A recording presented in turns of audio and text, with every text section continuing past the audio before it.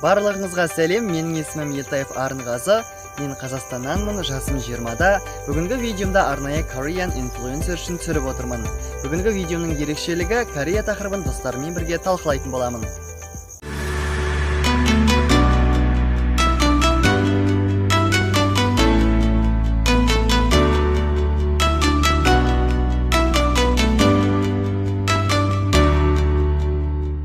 Сәлем достар, менің аты жөнім Кадерова Джамиля Сабитовна, Орал қаласынанмын, 3-ші курс студентімін, жасым 19-да. Баршаңызға сәлем, менің есімім Балтабай Жалғас, мен Махамбет Өтемісов атындағы Батыс Қазақстан университетінің студентімін. Жалпы өзім бос уақытымда кітап оқығанда немесе кейде өлең жазып, поэзия оқығанда ұнатамын. Корея мемлекеті ол өзі екіге бөлінеді, солтүстік және де оңтүстік. Оның біреуі дейтін ашық саясат жүргізсе, екіншісі ол жабық саясат жүргізеді. Жалпы Корея мемлекеті дегенде есімізге ең біріншіде әрине ол Сеул қаласы, яғни ең дамыған қалалардың бірі есімізге түседі. Сеул былай аударғанда Астана деген мағына білдіреді. Ол әлем бойынша екі қала, яғни біреуі Нұр-Сұлтан, бұрынғы Астана және Сеул. Жалпы Сеул қаласы, яғни жалпы оңтүстік Корея ол ең дамыған мемлекеттердің қатарында. Жалпы Азия болсын, әлем болсын, яғни өзінің қаласының әсемдігімен немесе салт дәстүрімен жалпы жұртты таң қалдырып жүрген мемлекет. Жалпы Корея мәдениетіне келетін болсақ, оның дейтін ол көбінесе егіншілікпен айналысады, сонымен қатар өзінің тарихымен ерекшеленеді. Яғни қазір күнге дейін онда неше түрлі зәулім сарайлар, неше түрлі ескі ежелгі сарайлар әлі күнге дейін сақталған. Сонымен қатар олар егіншілікпен айналысады және де олардың ұлттық киімі канбок деп аталады. Корея мемлекетінің мәдениеті дегенде көп ештеңе біле бермеймін, жеке өз басым қызықпайды екенмін. Бірақ жалпы теледидардан немесе басқа да ғаламторларын көргенде оқып танысып жатырмын. Әсіресе жұмын сияқты немесе басқа да бір тарихи ұлттық киноларын көргенде олардың салт дәстүрлерін, киім киістерін, әдет ғұрыптарын байқауға болады. Корея тағамдарына келетін болсақ, ол күріш өнімдерін көп қолданады Корея мемлекеті, сонымен қатар теңіз өнімдерін, яғни балықты көп қолданады. Сонымен қатар олардан ұлттық тағамдардың бірі дейін бе, кимчи тағамы бұл дейтін Корея мемлекетінің тағамдарына жатады. Корея мемлекетінің тағамы олардың аш болып келеді, және де екі таяқпен жер үстінде отырып жегіледі. Дораманы жалпы өзім көп қарай бермеймін, бірақ та дегенмен де Корея мемлекетінің түсірген әрбір фильмі дорама деп аталады. Мысал ретінде алсақ, Бітімгерлер деген кино дорамасын көрдік, сонымен қатар Мұрагерлер деген және тағы басқа дорамалары бар. Жалпы Корея киностудиясы бүкіл әлемде Дорама деген атпен танымал. Қазіргі таңда жақсы көрермен жинақтап жатқан киностудия немесе Дорама болып саналады. Жалпы өзімді ондай киноны көп қарамайды екем. Кино бір көргенім сол жұмын телехикаясы, яғни ұлттық тарихи көріністері олардың жақсы шығады. Кей-попқа келетін болсақ, оларда яғни ән, би, рэп, осылардың барлығының жиынтығы, яғни кей-поп осының барлығын құрайды.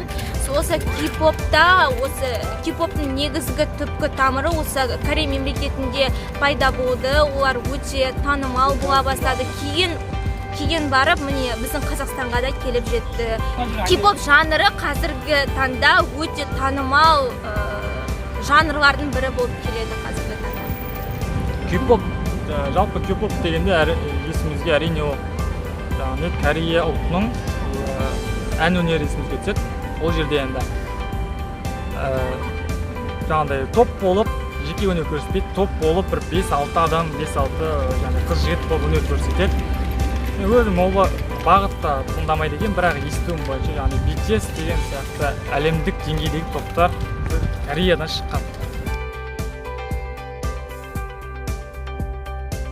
Себебі олар спортпен айналысады. Мысалы, Қазақстан мен Корея мемлекетін салыстыратын болсақ, Корея мемлекетінде ешқандай шектеу жоқ. Мысалы, 80-90 жасқа келгеннің өзінде де спортпен еркін түрде айнала сай береді, әйел адам болсын, ер адам болсын, спорт залға барады, тіпті 80-90 жастың өзінде де тренер болып жұмыс жасай береді.